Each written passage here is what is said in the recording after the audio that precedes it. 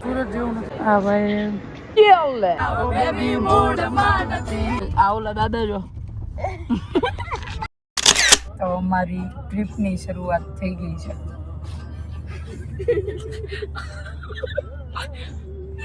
Depression. Okay તો trip હવે અમારી જવાની છે અમારા ગામ લગી. તો કેવી રીતની ટ્રીપ રહી એ પછી બતાવું છું. અત્યારે થોડો ગરમ માહોલ થઈ ગયો ગરમ માહોલ થઈ ગયો છે એટલે હે ને અમે ધીમે ધીમે તમને બતાવશું કે કેવી રીતનો અમારો પ્રવાસ રહેવાનો છે. તો અમે ગામે હવન કરવા જઈએ છીએ પણ રસ્તામાં હવન અમે અમારી શુદ્ધિ હાટું કરવા જઈએ છીએ પણ અશુદ્ધિઓ અમને નડે તો અમે શું કરશું. હાલો કેવી રીતની ટ્રીપ રહી એ અમે બતાવી. હવે અમારો કેમેરામેન 2 તમને સિનેમેટિક બતાવશે બધા.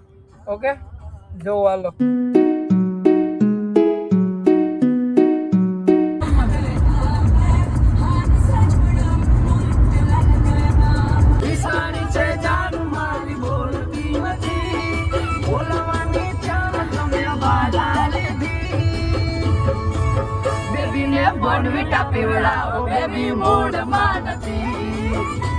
હોટલમાં વોફલ્સ ખાવા ઉભા રહે.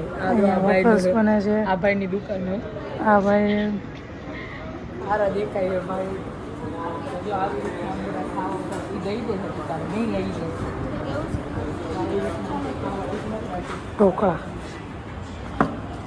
કીધું છે તો કેવું લાગ્યું વોફલ્સ? રિવ્યુ સુરત જેવું નહીં ભાઈ.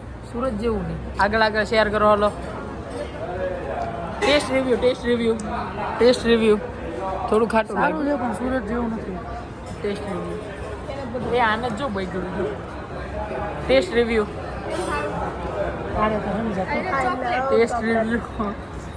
તો આવી રીતની અમારી આ હોટલ છે. અહીંયા ઊભા રહ્યા છીએ ભાવનગર વાળા હાઈવે પાસે. અહીંયા અંકલને ચખાડ એટલે વહી ગયા જય ખોડિયારમાં. તમે ખાવ ગેલ લે નહીં આખો નાખ દે હવે.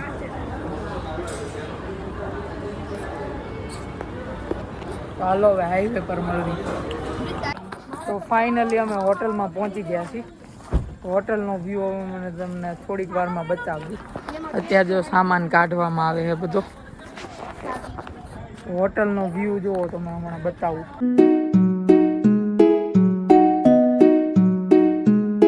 તો ફાઇનલી અમે હોટલે પહોંચી ગયા છીએ અને આખી હોટલ જ જો બુક કરી નાખી. અમે એક જ બેઠા કેમ કે રાતના 11:30 થઈ ગયા હે. ઓકે તો ચલો ડીશ ચાલુ કરો. થેપલા ચાલુ કરી દીધું છે.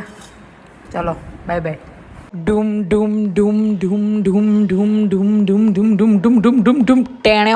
તો બાકી હું તમને હોટલનો રૂમ ટૂર આપી દઉં બરાબર. હાલો બહાર વયો જાઓ. ઓર્ગેનિક બ્લોક શરૂ રોગે માણા બહાર જઈશ. તો આ રૂમ નંબર 105. તો જેવા અંદર આવી તો સૌથી પહેલાં આવે છે એક બેડ. અહીંયા આવે છે વોશરૂમ અને આવી રીતનો રૂમ છે. આ એસી છે.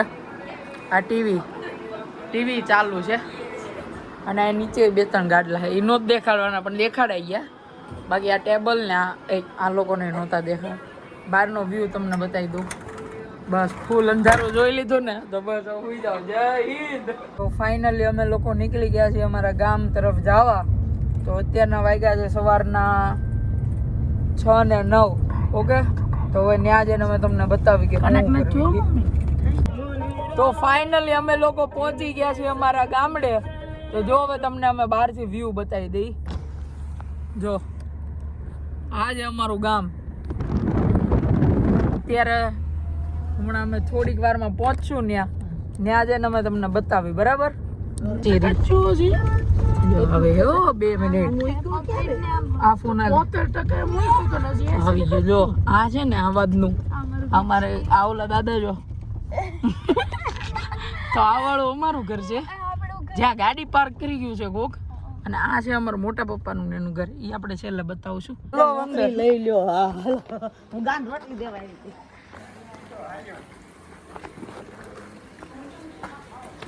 પેન પાછા ફરવાનું ને તમારો સુરત તો આવતા ને તમે બધું તું જો ને આમાં હવે આવું છું.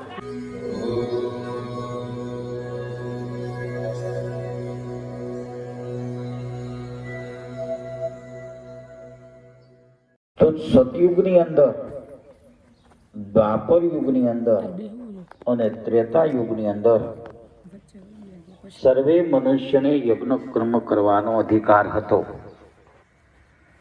પણ જેમ જેમ કળીકાળ વ્યાપતો ગયો, કપડા તો ન બગડવા જોઈએ, તો આપણે નીંદી ના શકીએ. તો આજે આપણે દેવ જેવા બનવાનું છે. તો દેવ જેવા બનવા માટે મનુષ્યએ કયું કર્મ કરવાનું? તો પહેલાના સમયની અંદર ભગવાને મનુષ્યના યમ, નિયમ, પ્રાણાયામ, સ્વાધ્યાય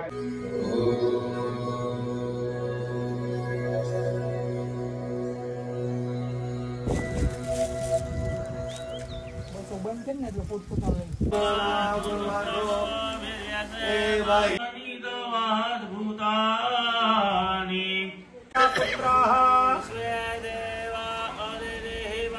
આય નમઃ. ફરી જળ લેજો. ઓમ હ્રીમ માધવાય નમઃ સ્વાહા. ફરી જળ લેજો. મહત્વના છે. માં ભગવતીને નમસ્કાર કરી લો, છોડને છેડામાં બાંધી દો, તમારી જગ્યાએ બેસી જાઓ.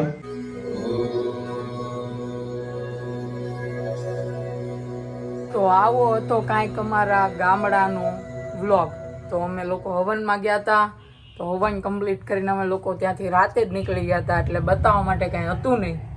એટલે બસ તો આ વ્લોગને અહીંયા જ એન્ડ કરવી. જો ગમ્યો હોય તો લાઈક કરી દેજો, સબસ્ક્રાઈબ કરી દેજો. મળવી એક નવા વ્લોગમાં. જય માતાજી.